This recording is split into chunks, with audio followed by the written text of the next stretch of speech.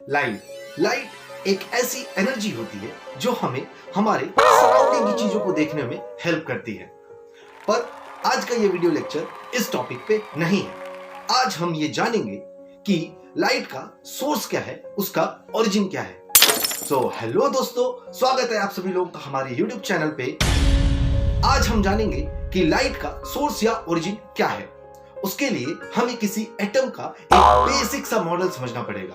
किसी एटम के बेसिक से मॉडल में आप देख पा रहे हो कि इलेक्ट्रॉन किसी न्यूक्लियस के चारों तरफ एक ऑर्बिट में रिवॉल्व कर रहा है। इन जनरल फेज या फिर हम बात करें तो आइसोलेटेड एटम का जितना नंबर ऑफ इलेक्ट्रॉन होता है उतने ही नंबर ऑफ उसके न्यूक्लियस में प्रोटॉन्स होते हैं। बोर साहब के अकॉर्डिंग हर एक इलेक्ट्रॉन किसी ऑर्बिट में जब रिवॉल्व करता है उसके पास एक स्पेसिफाइड एनर्जी होती है।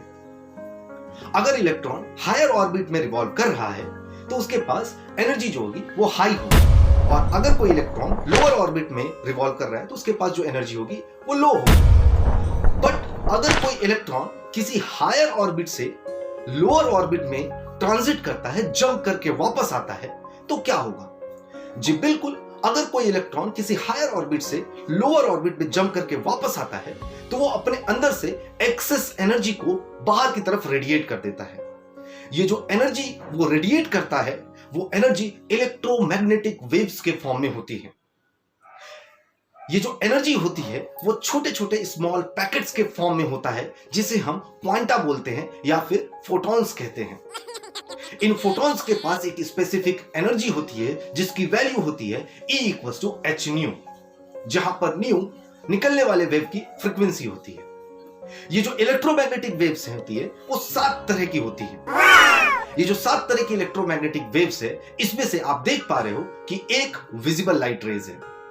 जी बिल्कुल, अगर कोई इलेक्ट्रॉन किसी भी हाई एनर्जी लेवल से लोअर सेकेंडरी ऑर्बिट में जंप करके आता है तो जो लाइट्स या फिर जो इलेक्ट्रोमैग्नेटिक वेव्स निकलती हैं वो विजिबल लाइट के फॉर्म में होती है। मैं एक बार फिर से आप सभी को रिपीट करता हूं कि अगर कोई इलेक्ट्रॉन किसी हाई ऑर्बिट से सेकेंडरी ऑर्बिट में वापस आती है तो जो एनर्जी निकलती है वो विजिबल लाइट रे के स्पेक्ट्रम में निकलता है। उम्मीद करते हैं कि आपको आज का यह वीडियो समझ में आया होगा, और इसी उम्मीद के साथ मिलते हैं अगले बेहतरीन से कॉन्सेप्ट के साथ। तब तक के लिए अपना ध्यान रखिएगा।